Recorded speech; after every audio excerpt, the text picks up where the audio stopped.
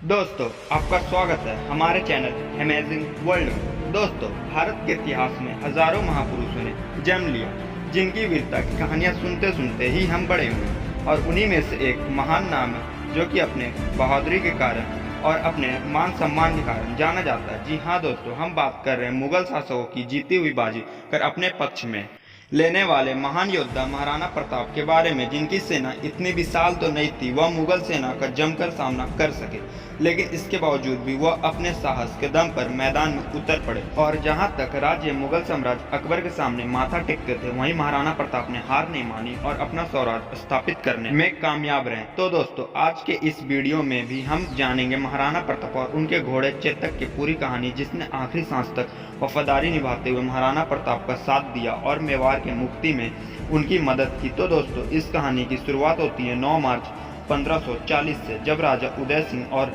जयवंताबाई के महाराणा प्रताप का जन्म हुआ। और बचपन में लोग इन्हें प्यार से कीका नाम से भी बुलाया करते थे। महाराणा प्रताप शुरू से ही बहादुर और होनहार थे और बचपन से ही उन्हें युद्ध नीतियों के बारे में जानना शुरू कर दिया था, और इसी वजह से ही काफी कम उम्र में ही युद्ध नीतियों में महारत हासिल कर ली थी। साथ ही शुरू से ही ऐलान करते रहते थे कि वह किसी की गुलामी कभी नहीं करेंगे। और दोस्तों, बताया जाता है कि उदय सिंह की उनकी लगभग 20 बीवियां थी, जिनसे उनकी कुल 24 बेटे भी थे, और इनमें महाराणा प्रताप राजा के पहले संतान थे।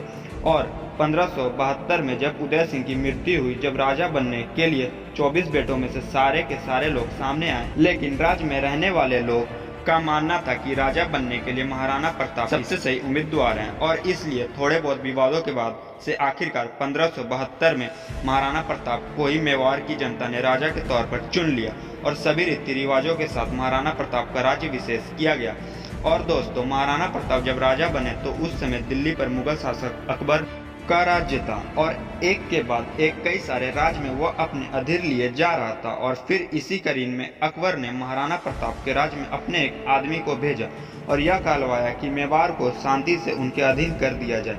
लेकिन इस बार महाराणा प्रताप ने जवाब दिया कि राजपूत योद्धा मौत स्वीकार कर सकता है, लेकिन गुलामी कभी भी बर्दाश्त नहीं कर सकता, क्योंकि यह राजपूतों के मान सम्मान के खिलाफ है। और फिर इस जवाब के बाद 18 जून 1576 को हल्दी घाटी को टेढ़ी मेढ़ी पहाड़ियों में महाराणा प्रताप और अकबर के सैनिकों के बीच घमासान युद्ध छिड़ गया, जहां पर अकबर की सेना का नेतृत्व अमेरिकी के राजा मान सिंह ने किया। वहीं दूसरी ओर महाराणा प्रताप की सेना की नेतृत्व एकमात्र मुस्लिम सरदार हाकिम खान सूरे ने किया था। और कहा जाता है कि महाराणा प्रताप की सेना में लगभग 3000 सैनिक थे, वहीं अकबर उनसे कई गुना ज्यादा सैनिकों के साथ युद्ध के लिए तैयार था।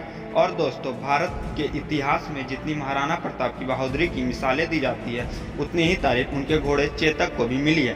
कहते हैं कि चेतक कई फीट ऊंचे हाथी के सिर के बराबर भी छलांग लगाने की काबिलियत रखता था। और हल्दी घाटी की युद्ध में भी चेतक ने अकबर के सेना का नेतृत्व कर रहे मान सिंह के हाथी के सिर तक की ऊंचाई छलांग लगा दी थी, जिसके चलते महाराणा प्रताप ने मान सिंह का प्रहार किया। और दोस्तों, हल्दी घाटी का यह युद्ध 3 घंटे से भी ज्यादा समय तक लड़ा गया, जिसके दौरान मेवाड़ की सेना के लगभग 1600 सैनिक मारे गए। वहीं लगभग मुगल राज के केवल 150 सैनिक ही मरे हुए थे। और फिर महाराणा प्रताप ने अपने सैनिक तेजी से कम होते हुए देखा तो उस जगह से निकल जाना ही उन्होंने सही समझा, और फिर कुछ सैनिकों को साथ लेकर पहाड़ियों के बीच बच निकलने में वो कामयाब हो गए। और कहते हैं कि जब मुगल सेना जब महाराणा प्रताप के पीछे लगी थी, तब उनके घोड़े चेतक ने 26 फीट लंबे नाले को लांघ दिया था। हालांकि युद्ध में घायल हुए चेतक ने महाराणा प्रताप की जान बचाने के बाद से अपनी जान गंवा दी।